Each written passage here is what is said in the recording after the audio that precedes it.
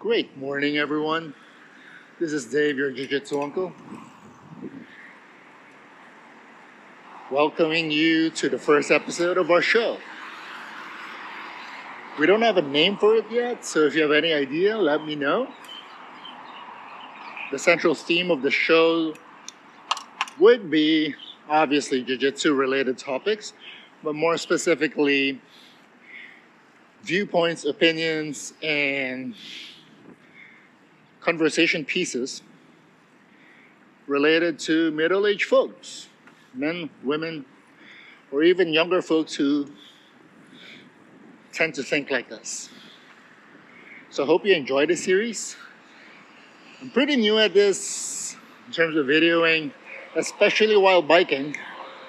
So this series came about because I spend roughly around 25 minutes to 35 minutes biking to the gym for training almost every day, each way.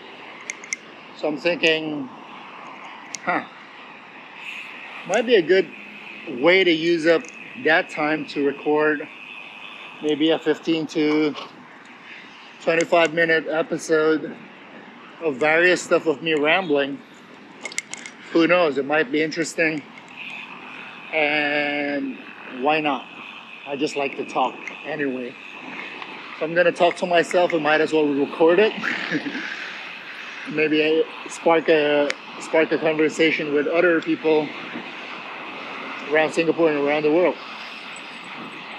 So that's an intro, the first 2 minutes, and let's get started with this week's topic. So this week I'd like to talk about maximizing training for older folks like us. So the question might be, is there a real difference between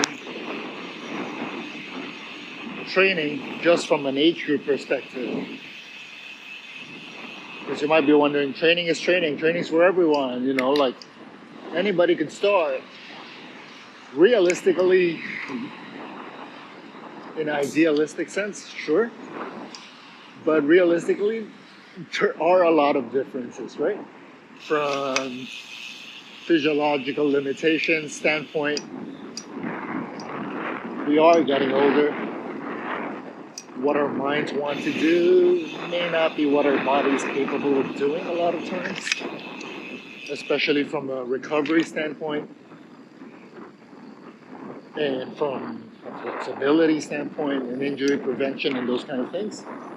But also around our age, if you're close to 50s, late 40s, 50s,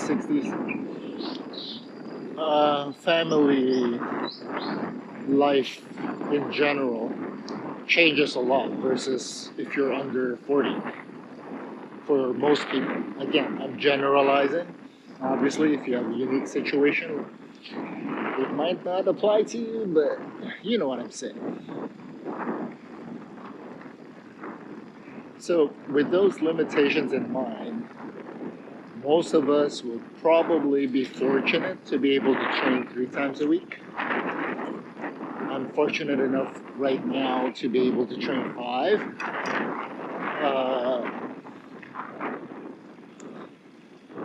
It takes a lot of modulation and understanding of your own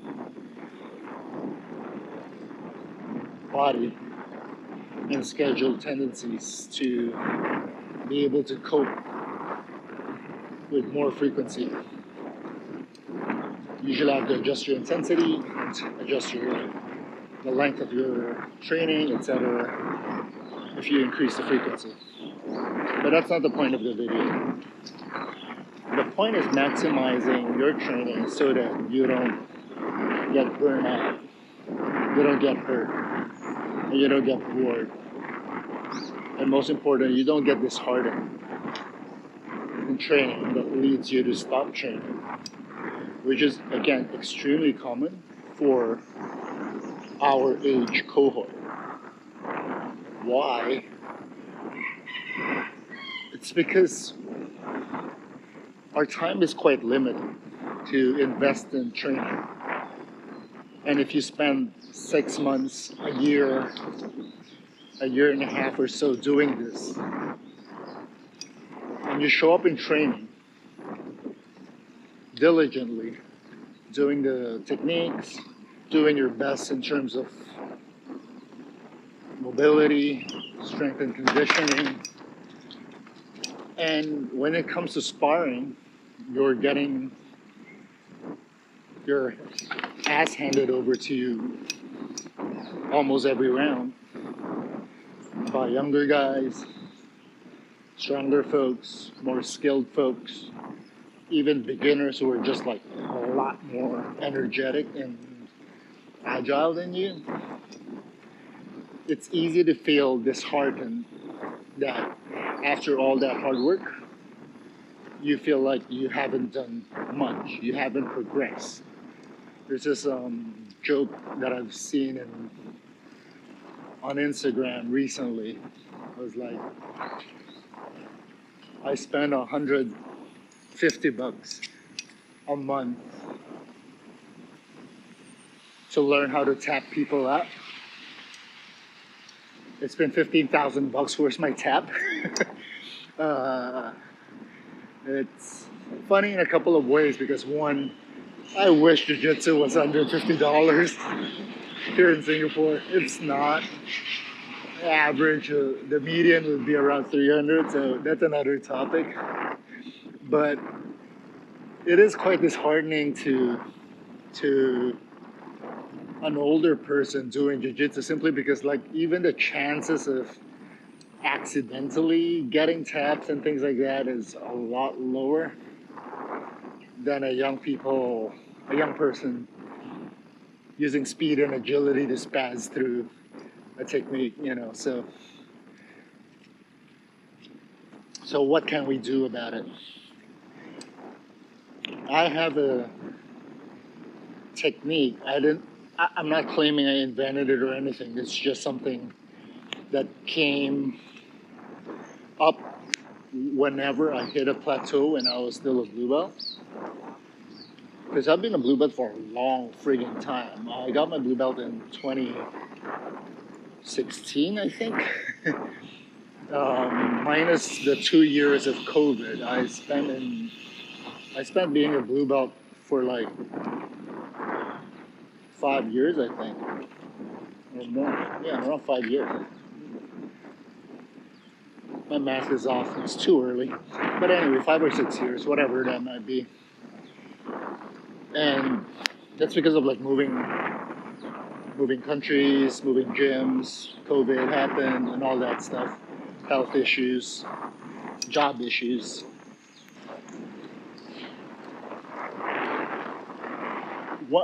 The method sorry, I had to pause for a bit because I'm in the bike lane and you got a lot of people walking in and out of the bike lane and they're angry about you biking your lane. That is Singapore. But going back to the topic, I'm going to go straight to the technique that you can consider and modify to your own use. But it's usually applied towards the competitive crowd. We are not that crowd. We have a lot of time in our hands and we aim to maximize that period where we can fine-tune the training for ourselves whenever we go to class. When we go to a 2-hour class, for example, an hour and a half, whatever that might be, say that roughly 60%, 70% of it will probably be spent on the lesson, right? Whether it's CLA or traditional technique based, it's not in our control as to how the training will progress. And we pretty much are left around 30% from the sparring session to have the chance to help ourselves adjust the training to ourselves. It's like personalized coaching. How do you do this? Is through breaking down your typical 5-minute roll session into mini competitive scenarios within that 5 minutes. What do I mean by that?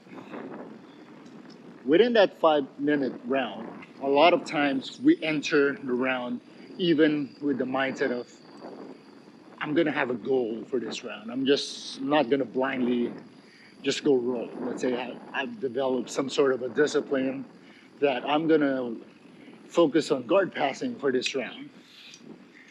You know, but that's too broad, in my opinion, for folks like us, especially if you have limited training time. What you can do is within that 5 minutes, you break it down into perhaps a 2 minute, 2 minute, 1 minute, total of 5, a 2-2-1 breakdown into various goals that you want to meet within those breakdowns. What do I mean by that? Let's say that round, you tell yourself, again, it's only yourself. You don't need your training partner to adjust for you. That way you don't bother their training either, but you get what you're going for. Let's say for the first 2 minutes, when you're still relatively fresh between each round, you tell yourself that you want to be an aggressive guard passer. And you have to end up in a pin of some sort, or at least a hip clearance of some sort. You only have 2 minutes to do it. If you fail, that means you failed that round. You reset for the next 2 minutes, try something else, right? You don't do the same thing again. So let's say your next 2 minute segment in your head again, because you couldn't pass guard in the first place, right? You couldn't pass guard in the first place. That means the other person's guard's better than your guard passing. Fine, instead of trying to hammer that further, when you already have a reduced level of stamina, why not switch to something more productive? For example, why don't you try attacking leg locks, for example? Because you're good in pass guard. Like, that's a typical pre-ADCC popularity thing that if you can't pass guard, grab the leg and go for a straight ankle lock. Might be cheesy, but why not? Give it a shot for 2 minutes. Can you hit it? Can you hit some leg lock entries, knee line control, etc. to induce the guard pass, right? And then you're left with 1 minute left towards the end. Let's say with your attempts of those leg locks, you ended up in the bottom, right? You ended up in the bottom, you ended up being passed, and now you have to deal with playing either from a guard or completely being pinned. Create a 1 minute objective to get out of that, right? Create a 1 minute objective of either recovering guard to standing up or performing a sweep from the bottom, something, right? So in that one round, you can break your training up into 3 different objectives that you can try. Whether you pass or you fail, it doesn't matter. You just progress to the next quote unquote technique or lesson or scenario, rather than just being completely at the mercy of what the other person is doing and then adjusting, because usually it's too late, or we're neurologically or physically too slow to cope with that. A little more specific in terms of examples where you might, for context, right? So you might want to consider. Let's say you are an older person who has around over a year, 2 years of experience, and you're rolling with this absolute newbie that has been training for a month, 2 months. That means generally, and then you're roughly around the same size as well. They're not like 3 times your size and coming in as a Division I wrestler or something like that. It's just a normal bloke or a gal, roughly around your size, or probably even smaller than you, where you know you can dominate through technique relatively easily. A natural tendency for a lot of people will be, let me see how many times I can tap this noob. Is that going to be helpful for your training? Not really. Might be helpful for your ego, but it's not going to last, right? It's not really beneficial from a training perspective. I always have this mindset where you go to train to get better. You get better on your own techniques, your own sensitivity, your own situational awareness. If you want to win and collect taps, sign up for competitions. That's what that is for. Your gym mates are your training partners. They're there to help you. They're not there to pad your ego. So in that scenario that I was talking about, where you're partnered with somebody a lot newer, you know you can sweep them. You know they most likely won't be able to pass your guard. You know that they will make mistakes that will allow you to armbar them or triangle them relatively easily. Why don't you play a more challenging game mentally, right? Within that 5-minute round, you can imagine that, okay, let's say you're starting from the knees. Say you're starting from the knees. Again, you're new. Can you break it down in your mind in the first 30 seconds from the knees? I want to be able to pull guard. Again, you're beginners. It's very likely that you'll be able to like just bulldoze them and make them supine, right? Starting from the knees, can you play guard in just 30 seconds and initiate a sweep within 30 seconds? Let's say you're playing butterfly. Can you hit a butterfly guard within 30 seconds or 40 seconds or 1 minute, whatever you're comfortable with? Make that a mini goal. You hit it, great. One goal out of many that you have checked. Let's say you did sweep the person, you ended up on top. Can you just use anything specific that you want in your head, pin them down for X number of seconds? Like they literally couldn't do anything. You just pin them down, but not using your brute force, just using pure angles, right? You can use that spazziness of a new person to learn about biomechanics of where people generate their energy from bridging. Like, can you turn their hips away? Can you lift their supporting leg so that they don't have the lever to use their feet on the ground to generate the hip thrust? Can you prevent rotation, torso rotation, shoulder rotation? Can you prevent their face from turning one side to another with a proper cross face? Those kind of little things, right? Can you do that? And just pin them there for 1 minute. And then you can let them go.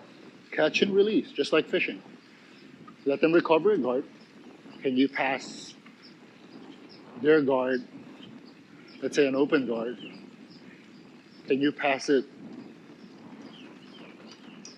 with proper technique? Or you put yourself in close guard, are you good enough to open a close guard? You can make all those little gains within one role to make it fruitful for you. On the flip side, you can probably roll with somebody a lot more advanced, somebody in your gym that tends to always tap you out anyway. Then you can play a more defensive mini game, right? You know you don't want to pull guard because they'll just pass you. Okay, they'll most likely in most gyms, the upper belts, more experienced guys will end up lying down, playing guard and letting you play anyway. So can you pass your guard in 1 minute, for example? And if you can't, most likely you're probably going to get swept anyway, or you're going to get pulled into their guard. Can you disengage from their guard, for example, in X number of seconds? If you get pinned down, if you're the one who gets pinned down, can you work on just recovering guard, getting your shin in a set amount of time? You can break all those little things down and then reset in your mind rather than thinking that's just one long round. Because otherwise you'll just be thinking, I've lost that entire round. No, like break it down to little achievements, right? You got pinned, you deny crossface long enough, that's a win for you if that's your objective. You can stay on your side long enough, you win if that was your objective. Eventually you might get overwhelmed. But if your goal was 30 seconds and it took them like a minute and a half before they can flatten you out, that's a big plus for you. And you accumulate that over time. A final piece that you could add to this that will make it even more fun if you're a little bit more skilled, especially if you're prepping for a tournament, is to inject tournament-like scoring constraints and challenges into your game. What do I mean by that? Let's say in that 5-minute round, you need to pass guard, right? Let's say you're starting from, you're in a starting position where you're standing and the other person's already on guard.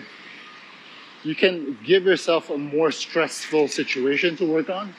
Like there's 1 minute left in your mind. It doesn't matter what the actual clock is. 1 minute left in your mind and you are down by 1 point. You only need to pass guard within that 1 minute to win the match. You'll notice that you'll ramp up your adrenaline, you'll ramp up your pace, you ramp up your spazziness, for the lack of a better term, to achieve that goal. And within that high stress situation, you'll learn your tendencies that are outside of your normal training. You'll notice how quickly you get tired. You'll notice probably how your balance gets affected, how your coordination suffers, and all that stuff. Those are good things to discover. And you can do that within 30 seconds, 45 seconds, rather than blindly doing it for the entire round, which you will not have the stamina to do so. If you can flip that as well, wherein like, what if you're going with somebody who you know has a very decent guard pass, and you want to work on your guard, then mentally you can think that, oh, let's assume that there's 30 minutes left in the match, and you are up by only 2 points, right? And you have to deny the guard pass. Because if they do, they get the 3. 30 seconds, that's all you need to do. Like frantic guard retention, maximum technique recollection, body-mind synchronization for 30 seconds. You'd be surprised how intense that training would be. Not just physically, but mentally as well. But the amount of feedback you're gonna get by repeating those little scenarios is immense. It's really immense. But the best thing about that is it makes training not boring. It makes progress more self-reflecting and tangible. And it makes the matter of who you're training with and rolling with less pronounced, if you get what I mean. Because your goal is no longer about like beating person X or trying to best person X with one move. No, you're doing very specific scenario objectives wherein It's all about you, that you can take and transfer to different training partners or comp scenarios. So in summary, try that self-mini gaming system in your next training. It not only makes your training more goal-oriented, task-oriented, but it also helps develop things that are almost never covered in class, especially for hobbyists like us. Just like time management, energy management, self-awareness of what our body condition is within a roll round, self-discipline in terms of gauging our incremental improvements, and adjusting and adapting the lessons that we have, the techniques that we have learned during class, specific to our scenario. Whether it's our body type, our limitation and advantages in terms of mobility and flexibility, speed, aggression, etc. So I hope that is helpful. Give that a shot because I'm almost at the gym. I'll see you again next time. Jiu-Jitsu Uncle out.